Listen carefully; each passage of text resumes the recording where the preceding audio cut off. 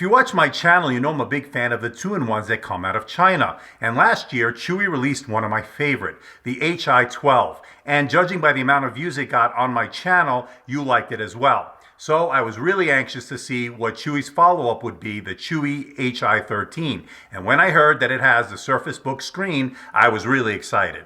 Well, it arrived in the studio yesterday, and I've been able to get my first impressions and my first look at it, and I'm bringing that to you now. Hi, my name's Andrew, and this is the first look at the Chuwi Hi13. Let's find out if this indeed becomes the new king of the 2-in-1s.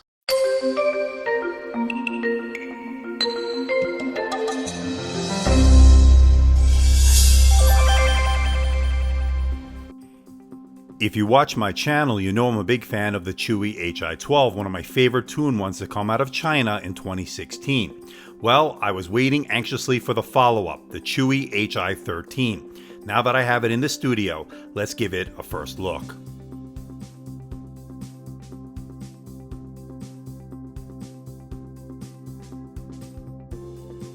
The Chuwi Hi13 cost $349 and I picked it up from Gear Best. Check out the link below for more information and where you can buy one.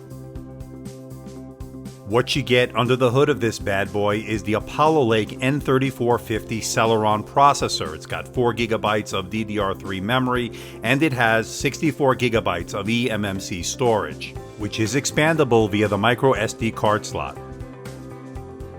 What got me really excited was the fact that they decided to use the same panel as a Surface Book. That means you're getting a 13.5-inch touch display with a very good resolution of 3000 by 2000. That's a 3:2 aspect ratio and that's 267 pixels per inch. But one big difference between this and the Surface Book is the fact that this is a non-laminated display, which means there's a slight gap between the panel and the glass itself, something that the Surface Book doesn't have. The gap is probably less than 1 millimeter in my estimation and is really not an issue. Now there is a pre-applied screen protector that is on the display. I did pull it off. That's a choice I decided to make. It was just driving me crazy with all the fingerprints.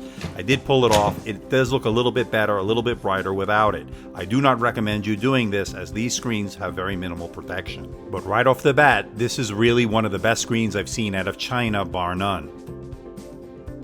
Now as far as ports are concerned, here's what you get. You get a micro SD card slot that takes cards up to 128 GB for storage expansion, and it uses USB Type-C to charge the device, always a good sign for me coming out of China. And you get a micro USB 2.0. Unfortunately, there's no full-size USB on the tablet itself, but there is a micro HDMI port to connect to a TV or a monitor, and of course you get your 3.5mm headset jack.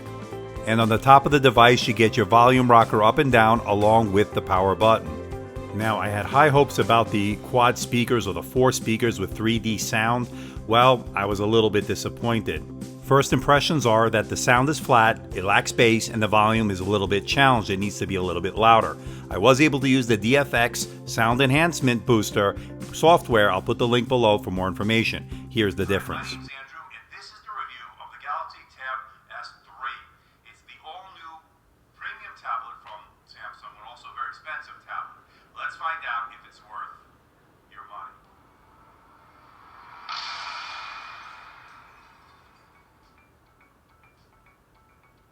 Not to be outdone by Apple, Samsung recently released the Samsung... Well, they finally did it. Hi, my name's Andrew, and this is the review of the Galaxy Tab S3. It's the all-new premium tablet from Samsung, and also a very expensive tablet. Let's find out if it's worth your money.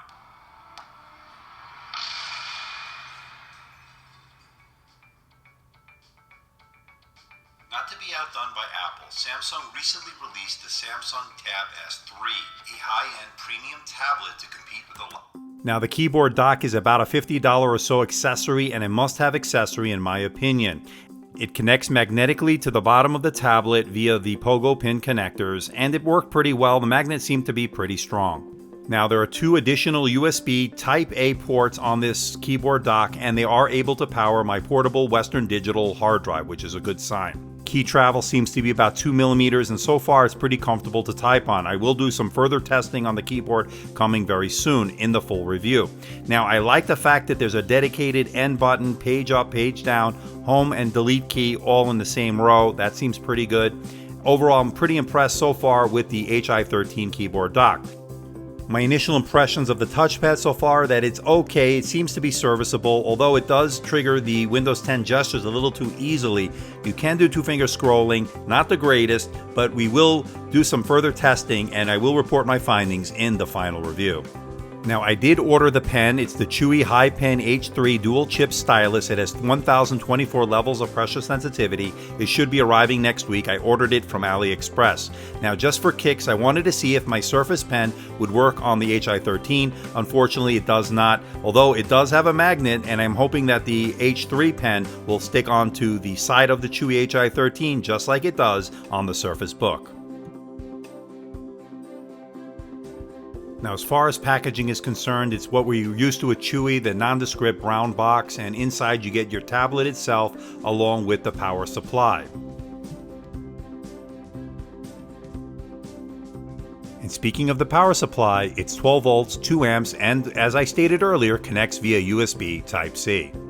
Now there's a 10,000 milliampere battery in this device, and Chuwi's saying you're going to get about 7 hours. We will do full testing as far as the battery is concerned in our full review, so stay tuned for that. Now as far as storage is concerned, it uses a Samsung eMMC, which is always good to see, and out of the 64 gigabytes, about 41.8 gigabytes are available to the user. Now, I have high hopes about the eMMC because check out these initial scores I got on the Crystal Disk Mark test. It did a 249.8 on the read and a 138.0 on the write. These are some of the best scores I've ever seen on an eMMC, rivaling that of the Chuwi Lapbook 14.1. I will be doing further testing on this eMMC, so stay tuned for the final review to see those results. Now, on the Geekbench 4 test, it did a 39.38 on the multi-core score, which is a very good score and what we're seeing now out of these Apollo Lake Celeron processors. Now, the Hi13 has Bluetooth 4.0 and it has dual band wireless AC, which is very good to see. We will do further testing on that in the full review. Now, the 4 gigabytes of RAM are running at its full 1600 megahertz capacity, which is always good to see, and Windows 10 Home does come activated. Coming out of China, that's not always a guarantee.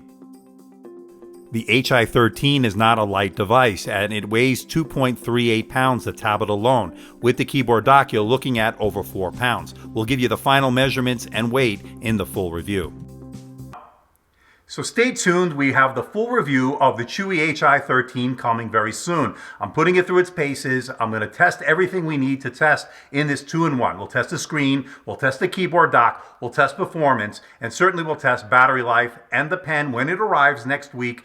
Test that out with OneNote and all the note-taking and art apps that we can get our hands on. So stay tuned for the full review coming very soon. But I'm curious to know what you think about this Chuwi Hi13. Is it something you've been waiting for? Do you think it's a big enough upgrade over the Hi12? I know a lot of you have been asking me about this one. That's why I wanted to get it out as soon as possible. So please leave a comment in the comment section below. Is there anything in particular about this device you want me to review? Do you want me to do a head-to-head with other devices that I have? I do have the Surface Book. Do you want me to compare screens? What do you want me to do with this? Leave a comment in that comment section below. It will help me gauge your interest, and this way I can bring you the kind of videos you want.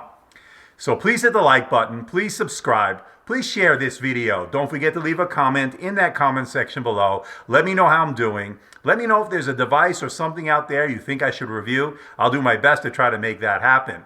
Don't forget to check us out on Facebook and on Twitter and our website, amdtechreviews.com. So until next time, this is Andrew from AMD Tech. See ya.